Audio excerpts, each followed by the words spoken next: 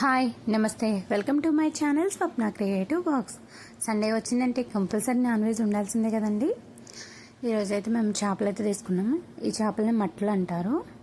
మా సైడ్ అంటే మట్టలు అంటారు, మీ సైడ్ ఏమంటారు కామెంట్ చేయండి. ఫస్ట్ టైం అయితే ఈ కర్రీ అయితే నేను వండుతున్నా. సో ముందు వీటిని శుభ్రంగా వాష్ చేసేసుకొని ఒక 6 టైం వరకు వాష్ చేసుకోవాలండి. అప్పుడు ఇందులో స్మెల్ ఆ పొట్టు అనేది పోతుంది అనమాట. సో ఇలా వాష్ చేసేసుకొని అయితే పక్కన పెట్టుకోవాలి. ఇవి టేస్ట్ అయితే చాలా బాగుంటాయండి. మనకు కావాలంటే దీన్ని చేపలా కూడా వండొచ్చు. ఇవి కొంచెం చిన్నగానే ఉన్నాయి, కాకపోతే నేను ముక్కలు కోసాను అనమాట. లేదంటే మనం చేపలా కూడా వండుకోవచ్చు. సో వాటిని పక్కన పెట్టేసి దానిలోకి ఒక పెద్ద సైజు ఉల్లిపాయ బారు చిన్న చిన్న ముక్కలు కోసుకోవాలి. ఒక వెల్లుల్లి, ఒక పెద్ద అల్లం ముక్క, గసగసాలు 2 స్పూన్లు, ధనియాలు 2 స్పూన్లు, ఒక 15 లవంగ మొగ్గలు, చిన్న చెక్క ముక్క, ఒక పెద్ద నిమ్మకాయ సైజ్ అంత చింతపండు నానబెట్టేసుకోవాలి. ఇలా నానబెట్టేసి అన్నీ పక్కన ఉంచుకోవాలి.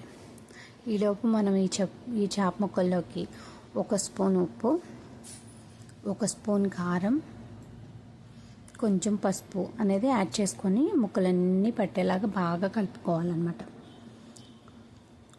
ఇట్లా కలుపుకొని ఒక హాఫ్ అన్ అవర్ నాననివ్వడం వల్ల చేపల స్మెల్ అనేవి పోతుంది అనమాట. లేకపోతే చేపలదో టైప్ స్మెల్ లా వస్తుంటాయండి. సో ఇలా బాగా ప్రతి ముక్కకి ఉప్పు కారం పసుపు పట్టేలాగా బాగా కలిపేసుకోవాలి. కలిపేసుకొని అయితే మూత పెట్టి పక్కన ఉంచేసుకోవాలి. ఒక హాఫ్ అన్ అవర్ ఉంటే సరిపోతుందండి. ఎక్కువ ఉన్నా కానీ టేస్ట్ అనేది చేంజ్ అయిపోతుంది అనమాట. ఒక హాఫ్ అన్ అవర్ అయితే ఇలా బాగా కలిపేసుకొని ఒక హాఫ్ అన్ అవర్ అయితే మూత పెట్టి ఉంచేసుకోవాలి. ఇలా మొత్తం ముక్కగా అన్నిటికీ పట్టేలాగా కలిపేసుకొని సమానంగా ఉండేలా ముక్కలు చూసుకొని అయితే మూత పెట్టేసుకొని ఉంచుకోవాలి. ఈలోపు మనం మసాలాలు అయితే మిక్సీ అనేది పట్టేసుకుందాం. సో మిక్సీ జార్ తీసేసుకొని ఫస్ట్ అల్లం వెల్లుల్లిపాయ మనం తీసుకున్న మసాలా ఉన్నాయి కదా, అవి కూడా వేసేసి మిక్సీ పట్టేసుకోవాలి. ఇలా మిక్సీ అయితే పట్టేసుకోవాలి. ఇవి మెత్తగా మిక్సీ పట్టేసుకున్నాక అప్పుడు మనం ఉల్లిపాయ ముక్కలు యాడ్ చేసుకోవాలి. ముందే ఉల్లిపాయ ముక్కలు యాడ్ చేసేస్తే ఏంటంటే ఉల్లిపాయ పేస్ట్ బాగా మెత్తగా అయిపోతుంది అనమాట. సో తర్వాత ఇప్పుడు ఉల్లిపాయలు కూడా యాడ్ చేసేసి కొంచెం బరకగా అనేది పట్టుకుందాం. మరీ మెత్తగా కాకుండా కొంచెం బరకగానే పట్టుకోవాలి. మిక్సీ అనేది రివర్స్లో పెడితే మనకు బాగా కుదిరిద్ది అనమాట. రివర్స్ తిప్పాలి. ఇలా అయితే పేస్ట్ అనేది పట్టేసుకుందాము. చూసారు కదా, ఇలా బరకగా పేస్ట్ పట్టేసుకొని పక్కన ఉంచుదాం. ఇప్పుడు మనం స్టవ్ మీద మనం చేపల కూర వండుతాం కదా, ఆ గిన్నె అయితే పెట్టేసుకొని అందులో మనం ఒక 4 స్పూన్ల ఆయిల్ వేసేసుకొని ఆయిల్ హీట్ అయ్యేలోపు ఒక 4 పచ్చిమిరపకాయలు చిన్న చిన్న ముక్కలుగా కట్ చేసుకోవాలి. ఇప్పుడు ఆయిల్ హీట్ అయ్యాక ఇందులో మనం పక్కన పెట్టుకున్న ఉల్లిపాయ పేస్ట్ ఉంది కదా, ఆ ఉల్లిపాయ పేస్ట్ కూడా వేసేసి ఇవి మనం కట్ చేసి పెట్టుకున్న పచ్చిమిర్చి ముక్కలు ఉన్నాయి కదా, అవి కూడా వేసేసి బాగా వేయించుకోవాలి. పచ్చి వాసన పోయేంత వరకు వేయించుకోవాలండి. అప్పుడే కర్రీ అనేది టేస్ట్ చాలా బాగుంటుంది.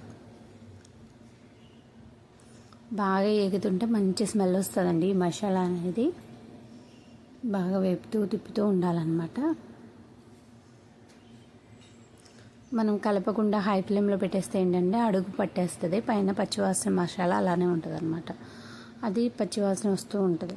సో సిమ్లో పెట్టి దగ్గరుండి కలుపుతూ నిదానంగా మొత్తం వేగనియాలి. మనం పోసిన ఆయిల్ పైకి వచ్చేంత వరకు వేగనిస్తే అప్పుడు టేస్ట్ అనేది చాలా బాగుంటుంది. ఇలా బాగా కలిపేసుకోవాలండి. ఇలా బాగా కలుపుకుంటూ ఏం చేసుకోవాలి మసాలా అనేది.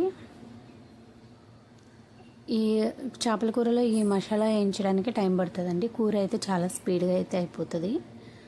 ఈ మసాలా దగ్గర కొంచెం టైం అయితే పడుతుంది. చూసారు కదా, కలర్ అనేది స్లోగా చేంజ్ అవుతుంది. ఇది అలా వేపుతూ ఉండాలి, మధ్య మధ్యలో తిప్పుతూ ఉండాలి.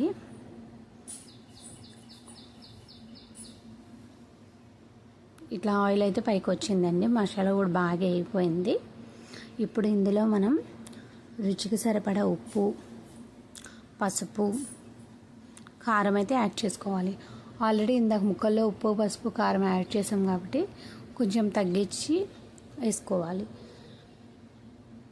ఉప్పు తగ్గిస్తే సరిపోతుందండి. కారం, పసుపు ఈక్వల్గానే వేసుకోవాలి. ఉప్పు కొంచెం తగ్గించి చూసుకొని వేసుకుంటే బెటర్, లేకపోతే ఉప్పు అనేది ఎక్కువైపోతుంది.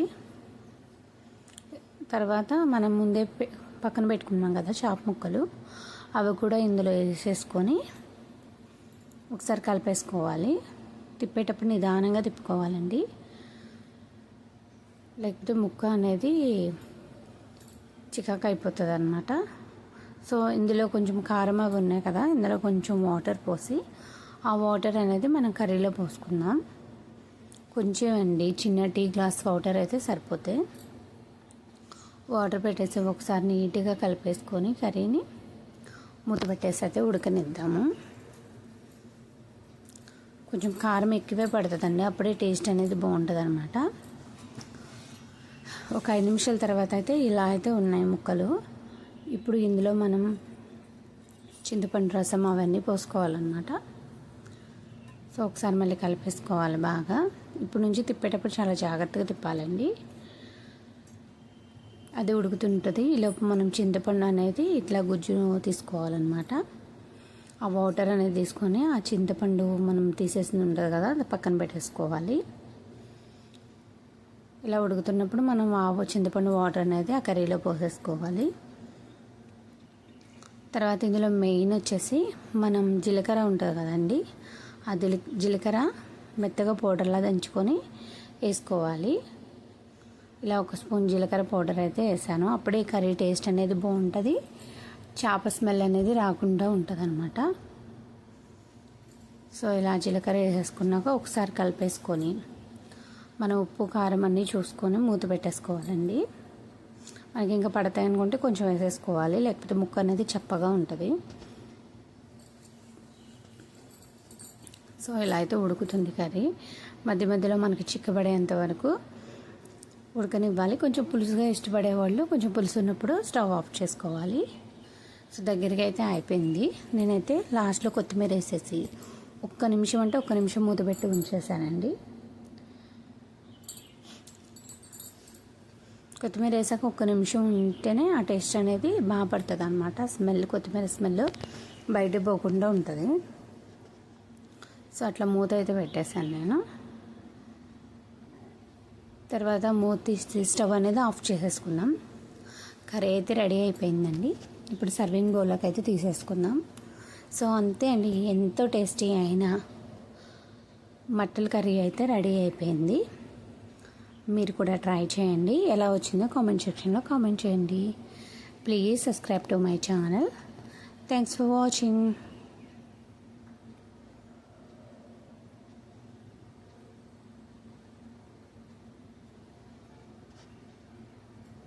మీరు ట్రై చేయడం మాత్రం అస్సలు మర్చిపోవద్దండి, చాలా టేస్ట్ ఉంది.